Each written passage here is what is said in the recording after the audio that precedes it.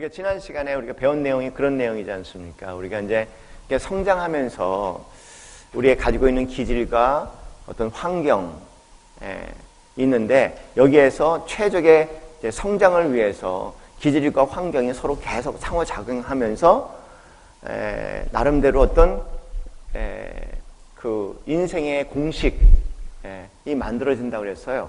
그 인생의 공식은 우리가 의식하고 있는 것이 아니라 우리가 의식하지 않는 부분입니다. 우리가 이미 그냥 쓰는 공식, 생각하지 않고 쓰는 공식들은 거의 다들 무의식에 들어가 있는 공식이에요. 그래서 우리가 의식하지 않고 그러나 그 무의식에 있는 내용에 따라 움직여 살게끔 되어 있는데 그것을 인생 공식이라고 얘기하고 저는 이제 지난 시간에 인생 함수라고 얘기했습니다. 근데 그 인생 함수가 한번 설정이 되면은 대개 7세 되면은 한 60, 70%가 이미 고정이 된다. 그리고 평생 이제 그렇게 살게 되니까는 어떤 사람은 자라가면서 자기를 계속 돌아보고 자기를 성찰하고 자기를 관찰하면서 자기를 발견하면서 굉장히 어떤 때는 당황해하기도 하고 어떤 때는 내 자신이 이렇게 살면 안 되겠다, 이렇게 성장해야겠다 그런 쪽으로 지향해 나가는데 그런 사람들은 극히 적어요. 자기 자신을 알면서 성장하는 사람은 극히 적다는 거예요. 그래서 그 공식이 한번 설정이 되면은 평생 살게 되는데 어렸을 때 설정된 그런 공식이기 때문에 인생 공식이기 때문에 인생 함수이기 때문에 그것이 이제 우리를 지배하기 시작하면 굉장히 미성숙한 그런 삶을 계속 반복해서 살게 된다. 그리고 그 함수값이 잘못 설정된 경우에는 열심히 살아도 계속 마이너스 인생이 나올 수 있다. 그런 얘기들을 지난 시간에 말씀을 드렸는데 그것을 변화시킬 수 있는 방법도 시작은 내가 내 자신을 알기 시작한 데부터 시작되는 거죠. 그래서 지난 시간에 저희 첫 시간도 그렇고 두 번째 시간도 그렇고 여러분에게 드린 과제물이 있었어요. 주중 과제물. 뭔지 혹시 기억하세요? 뭐 많은 거 아닙니다. 저희 주중 과제물. 많이 얘기한다면 스캇 페기안 사랑의 정의를 암송하세요. 그 말씀 드렸어요. 스캇 페기의 사랑의 정의는 사랑이란 자신과 타인의 전인적 성장, 그걸 영적 성장 그렇게 얘기하는데 자신과 타인의 전인적 성장을 위해 자신을 확장하고자 하는 의지. 그러니까 사랑의 행위는 상대뿐만 아니라 나하고도 직접 연결되어 있다는 거예요. 내가 누구를 사랑한다는 것은 나에게 배제된 상태가 아니라 나와 연결되어 있어요. 그 사랑이 나를 성숙하고 성장하게 하는 자아 확장적인 그런 의미를 가지고 있다. 그래서 여러분이 그 정의만 하나만 잘 생각하셔도 자신을 건강하게 사랑하는 것이 결국 이웃을 사랑하는 것이고 하나님을 사랑한다는 것을 금방 여러분이 아시게 될 겁니다. 또 구체적인 사랑의 방법에 대해서 우리가 조금 약한데 그걸 많이 도와줄 수 있는 것이 내가 내 자신을 사랑하기 시작하면서부터라는 글이라는 걸 말씀드리고 가능하면 또 읽고 이걸 숙지하고 그 다음에 이것을 인생을 통해 자꾸만 깨달아 보시는 것도 굉장히 중요한 것 같아요. 그리고 지난 시간에 계속해서 말씀드린 것은 이 질문 하나. 나는 정말 나를 사랑하는가? 지금 어떤 생각이 나한테 내 어떤 생각을 내가 하고 있는데 이 생각이 과연 나를 진정으로 사랑하는 생각인가? 어떤 내 이런 감정을 경험하고 있는데 이런 감정이 진정으로 나를 사랑하는 감정인가? 내가 이제 막 어떤 말을 하고 상대에게 어떤 행동을 하고 또는 내가 내 자신에게 어떤 말과 행동을 하려고 하는데 과연 이것이 진정 나를 사랑하는 그런 언행인가? 그것들을 계속 이제 관찰해 보시고 한 걸음 더 나가면은 정말 나를 사랑한다면 내가 어떤 생각을 가져야 될까 지금? 정말 나를 사랑한다면 내가 어떤 감정을 가져야 할까? 내가 정말 나를 사랑한다면 지금 어떤 언행을 해야 되는 것이 옳을까? 그런 이제 고민을 좀 하라는 겁니다. 그거 안 하셨으면 한 주간 이제 제대로 못 사는 거죠. 그리고 또 하나 여러분이 경험하기 원하는 것은 이제 한번 그 믿음의 주여 온전케 하신 예수 그리스도를 계속 한번 이렇게 묵상해 봐라 이렇게 말씀드려요. 이따가 제가 조금 이따 이제 여러분에게 개인적으로 좀 한 2, 3분씩 안수기도를 할 드릴 텐데 이제 그 부분을 통해서 여러분이 이제 믿음의 주여 온전케 하시는 예수 그리스도를 이렇게 바라보는 그 저는 너무 재밌어요. 뭐냐면 제가 이렇게 저희 아이들과 이제 우리 가족들과 이렇게 얘기할 때 그냥 제가 얘기할 때와 그 다음에 제가 믿음의 주 온전케 하시는 예수 그리스도를 묵상하며 얘기할 때가 너무 다르다는 것, 너무 확연하게 다르다는 것을 끊임없이 경험해요. 어떻게 그렇게 신기하게 다를 수 있을까? 믿음의 주 온전케 하신 예수 그리스도를 이렇게 묵상하지 않고 그리고 그냥 얘기하면은 저의 그 함수, 제 이제까지 만들어 온 그 함수 공식이 그대로 나와요. 그래서 역시 또 반복해, 그거를. 그런데, 지속적으로 저는 개인적인 기도도 그렇고, 이제, 사람들하고 얘기 나눌 때도 그렇고, 가능하면은, 믿음이 온전케 하신 예수 그리스도를 묵상하면서 대화를 함께 나누고, 주님을 이 자리에 초청해서 함께 얘기를 나누는데, 그때는 참, 얘기, 끝이, 과정도 그렇고, 서로에게 너무 좋은 경험이 되는 것 같아요. 그래서 금방 될 수 있는 일은 아니지만, 이제 저희가 계속, 이제 근 2달 반 동안 함께 훈련할 내용이니까 그 2개를, 4개 일단은 4개죠? 4개를 여러분 꼭 기억하시고, 사랑의 정의, 그 다음에, 여기 나온 내가 내 자신을 사랑하기 시작하면서, 그 다음에 나는 진정 지금 나를 사랑하는 생각과 감정과 언행을 하고 있는지, 끊임없는 질문, 그 다음에 믿음의 주 온전케 하신 예수 그리스도를 묵상하며 세상을 바라보고 상대를 바라보는 것과 그 다음에 그냥 딱 내려놓고 그냥 나의 그 전에 인생 공식에 따라서 함수에 따라서 그대로 반응할 때 그 둘이 어떤 큰 차이가 나는지 그런 것들을 이제 실감 있게 여러분이 관찰하시면서 배우고 성장하는 그런 시간이 되기를 바랍니다. 행복 공식이라는 것이 있습니다. 뭐 거기 수학적으로 저는 이렇게 공대 출신이어서 그런지 이렇게 수학으로 나오면 이해가 조금 빠른 편이에요. 그래서 이제 수학적인 공식을 쓰는데 우리가 함수에 대해서 지난 시간에 함수에 대해서 함수식에서 우리가 이런 얘기 했었죠, 그죠? 그래서 x라는 것이 이제 변수다. 근데 이건 어떤 외부에 일어나는 변수라고 얘기하면 이거 함수식이라고 얘기하고 그 다음에 이 변수 값이 독립변수는 값이 주어지면은 거기에 따른 이제 함수 값이 만들어진다 이렇게 말씀을 드렸어요. 근데 요거는 이제 변수가 하나야. 그래서 이제 단순 변수라고 얘기한다면 이제 변수가 여러 가지가 있는 거예요. 삶이 그렇게 단순하지 않아요. 수학 공식에 이렇게 쓸 수 있지만 변수 이 독립 변수라는 것이 여러 가지가 있을 수 있거든요. 그래서 이제 다중 변수라고 얘기할 때는 이게 이제 이럴 수 있어요. x 뭐 이렇게 a, b, c 이렇게 되면은 이 함수식 또 이 함수 값에 영향을 미치는 요소가 단지 a라는 것뿐만 아니라 b라는 것도 있고 c라는 것도 있다는 거예요. 이것이 정확하게 인생을 얘기합니다. 인생은 이렇게 단순하게 되어 있지 않아요.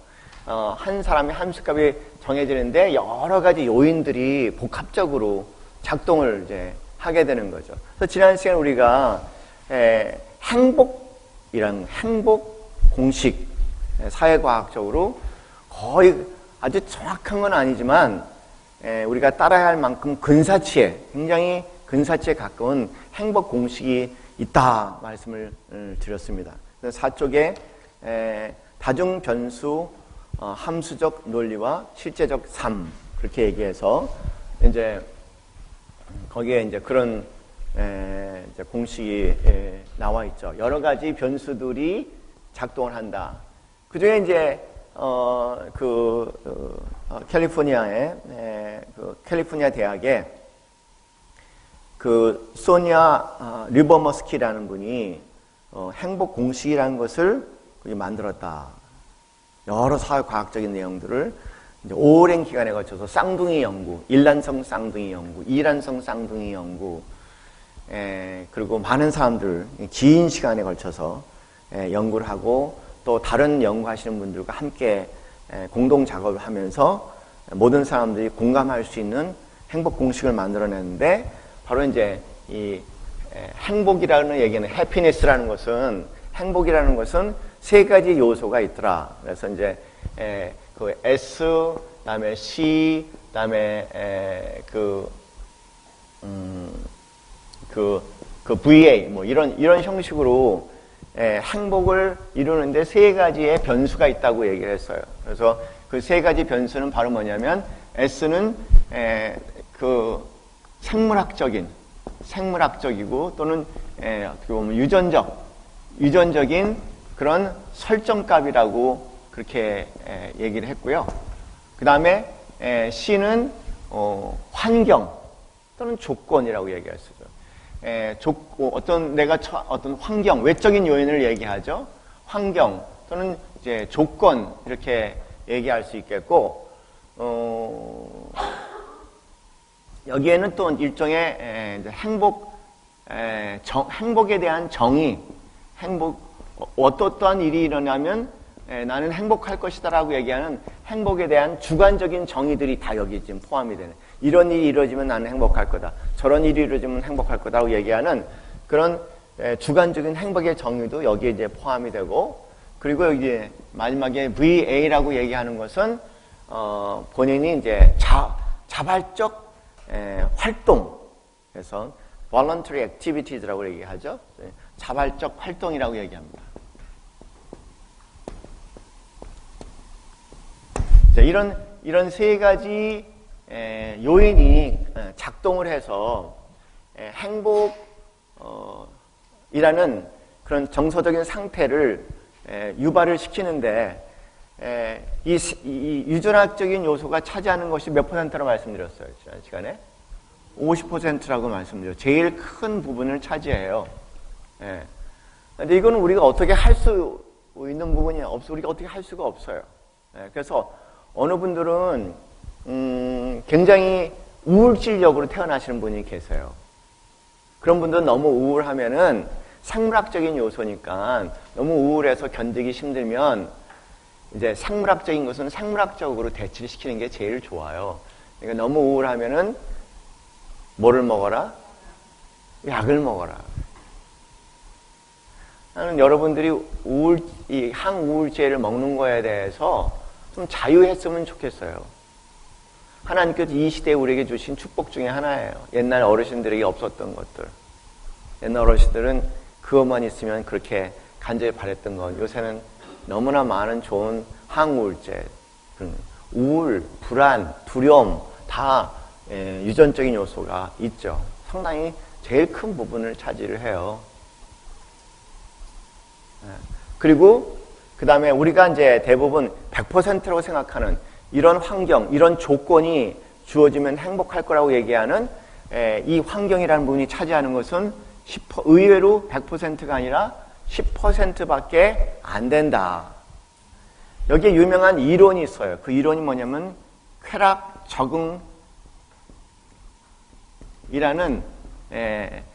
적응이라는 이런 이론입니다. 사회 심리학적인 이론, 쾌락 적응.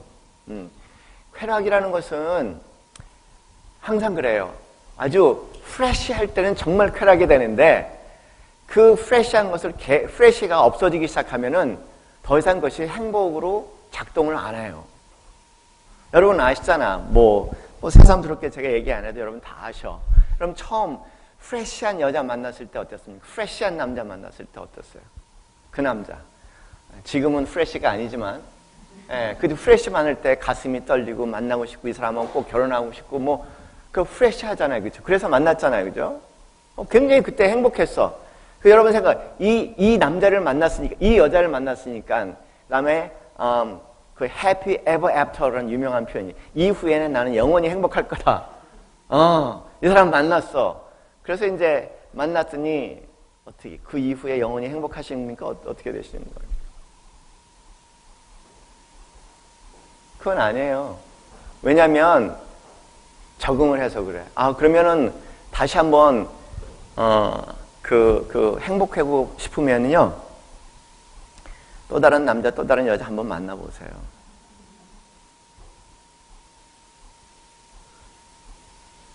그래서 이제 또 다른 여자 만났어. 얼마나 갈까? 또 뭐가 작동이 된다? 제 공식 하나 말씀드립니다. 이 단어 여러분이 익숙해야 돼요. 무슨 단어? 쾌락 적응이에요. 이 쾌락이라는 것은 우리가 흔히 얘기하는 도파민이라는 화학물질이거든요. 이 도파민이라는 화학물질이 도파민이 중독 물질이에요. 중독 화학물질이에요. 여러분 중독 아시잖아. 예? 예, 요만큼만 마시면은 좋을 것 같은데, 그거 마시면 또 거기에 대한 적응이 나오기 때문에 그만의 쾌감을 느끼려면 더 많이 마셔야 되는 것처럼 이만큼 마셨는데 이제는 여기서 쾌감이 왔는데 이제는 또 적응이 되니까 그래도 안 되는 거야. 더 많이 마시는 거야. 그러다가 결과적으로 완전히 중독에 사로잡히고 결과적으로 술로 죽게 되는 거죠.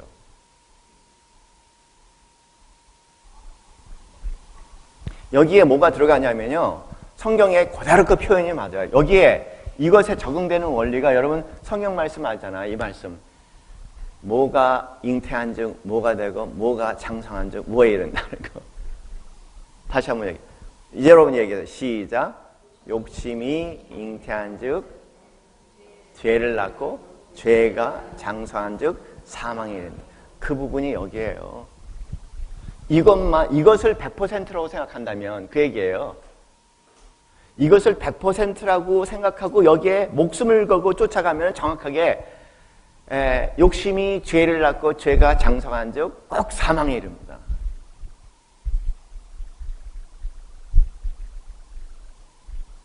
이거는 굉장한 망상과 착각이에요. 이거는 10%밖에 우리를 행복하게 만드는데 10%밖에 작동하지 않는다는 거예요.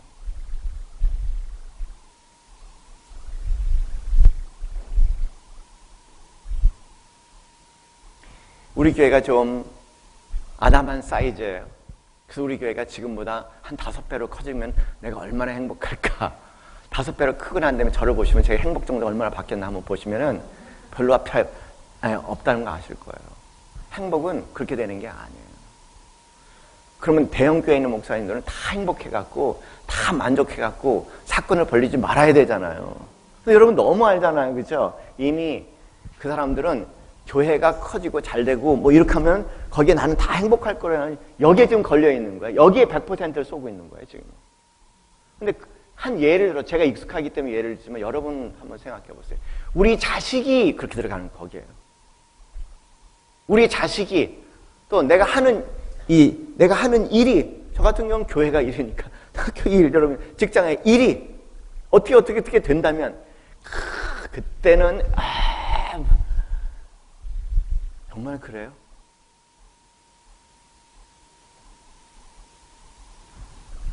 우리는 기가 막히게 속아 살고 있어요, 지금.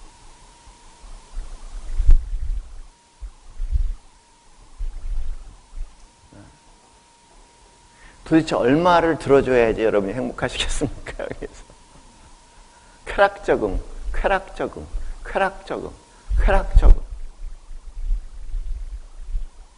욕심, 적응하니까 또 욕심, 적응하니까 더 행복해, 더. 그러다가 다 망해.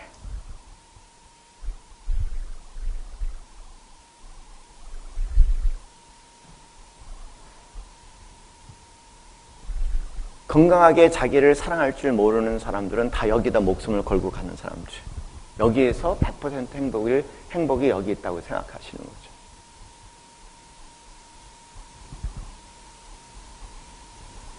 자발적 행동이라는 것은 내가 스스로 행복을 위해 사는 행동이에요. 잘 들으세요. 행복은 활동과 행동입니다. 자발적인 누가 시켜서 하는 것이 아니라 내가 행복하기 위해서 나에게 행복감을 줄 수 있는, 준다고 여겨지는 그것을 누가 해서가 아니라 내가 내 행복을 위해서 자발적으로 활동하고 행동하는 것을